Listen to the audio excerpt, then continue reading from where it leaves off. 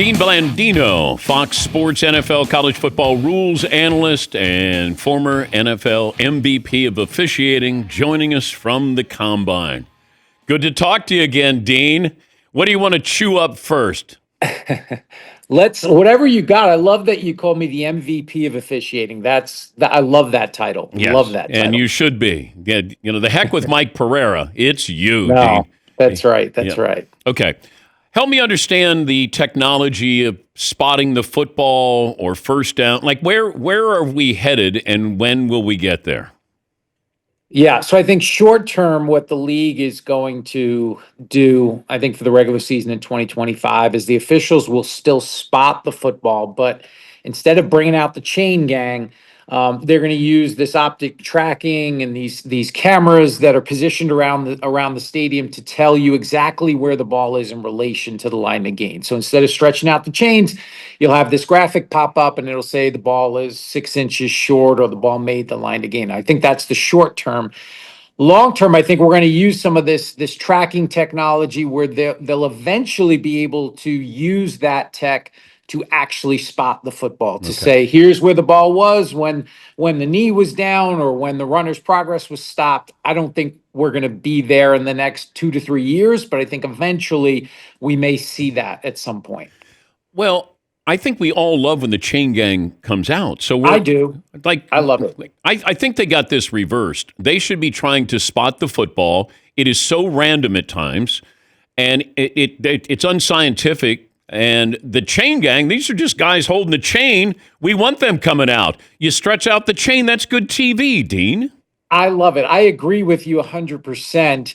In that, it's dramatic, right? It's that how you watch the game and is it going to be a first down? And then we've got these guys that run out and this is their moment in the sun. I love the chain gang. But I don't think the technology, like I said, is there yet to spot the football. But, I guess we don't, there's not a lot of chain gang enthusiasts at the league office. Also, the tush-push, it feels like I'm obligated to ask you about this. Yes. From an officiating standpoint, what concerns you about this play? Well, from an officiating standpoint, it's an almost impossible play to officiate as to where the ball is when in relation to the goal line, because you have all these bodies creating this mass and you're trying to figure out where the ball is. You think about the Josh Allen play in the AFC Championship game. You have two officials coming in at two different spots. So I think from an officiating standpoint, it's just a difficult play to discern where the ball is. I don't think they'll change it. I think with the Eagles winning the Super Bowl, I think some clubs will say, well, it's going to feel like sour grapes if we vote it out. But I personally don't love the play, but it is what it is at this point. Okay, but take me back to 2005 when the NFL said it's okay to push the ball carrier. Yeah, why? And I was there when that rule had been on the books forever, and it was illegal to aid the runner, assist the runner, and push.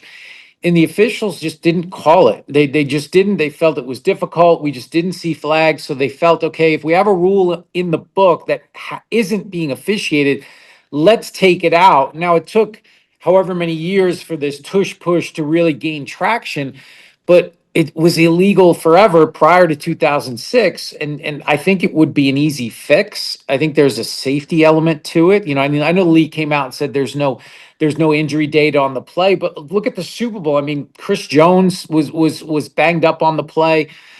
You've had several Eagles offensive linemen have said it's a tough play to execute.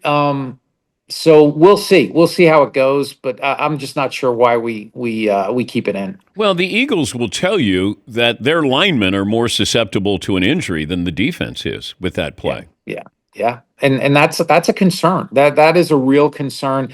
And it's an unfair play too. When you think about the defense, if they stack up the runner at the line of scrimmage and drive him 10 yards back, the offense isn't going to lose those 10 yards, right? You're going to get forward progress and come back to the line of scrimmage, but we allow the offense to push runners down the field and gain that advantage. So I just think it's unfair. Look, the Eagles have done a great job with it, and I wouldn't say we have to take it out just because one team is successful, but I do think there's other elements there.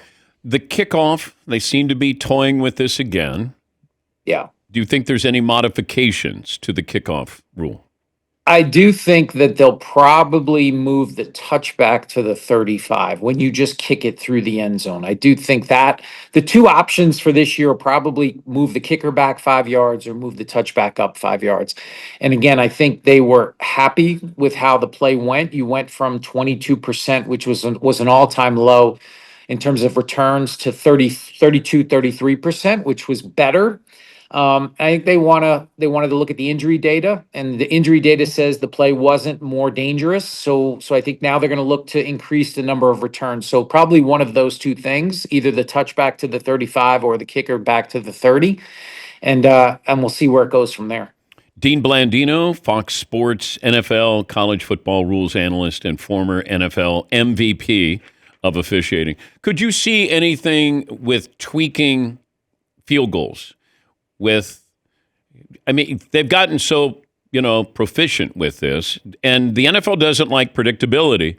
It's like the extra point. That's why they moved it back, because it was predictable. Do you see anything in the future where the NFL would change anything with field goals?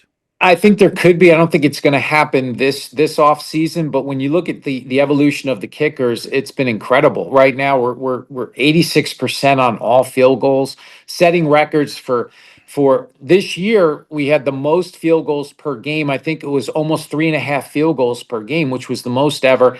The kickers are so good, and from really any distance, we're seeing 60-yarders like they were 30 yarders 20 years ago.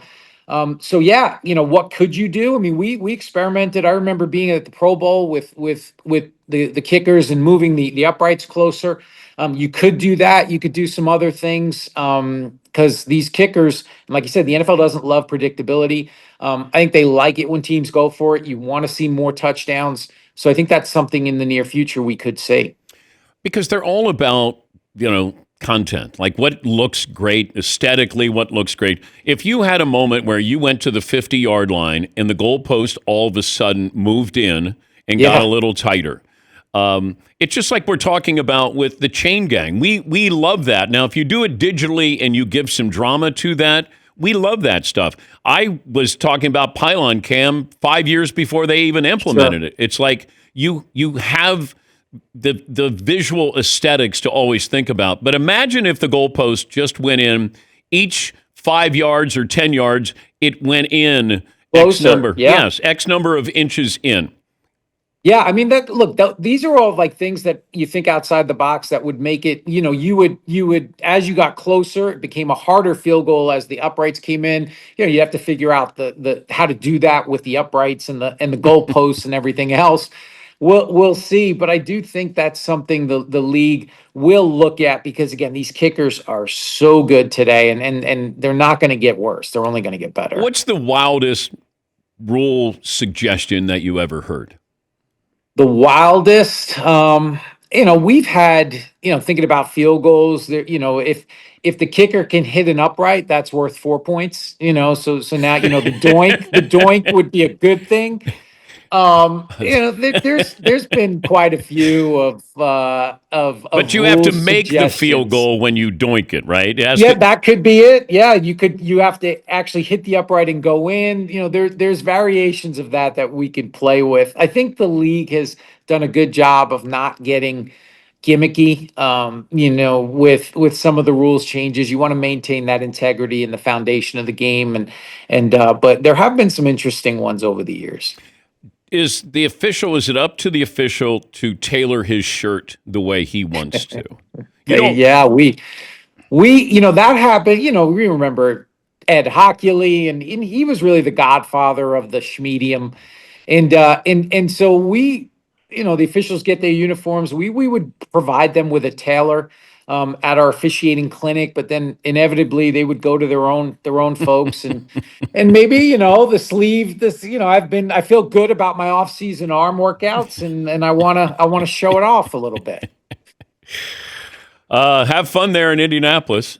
Schmoozing, I'm guessing. Is that what? A lot of schmoozing, but heading home later today. So we'll head home, but it's been a good week here. Thank you, Dean. Thanks, Dan. That's Dean Blandino, Fox Sports NFL college football rules analyst, former VP of officiating.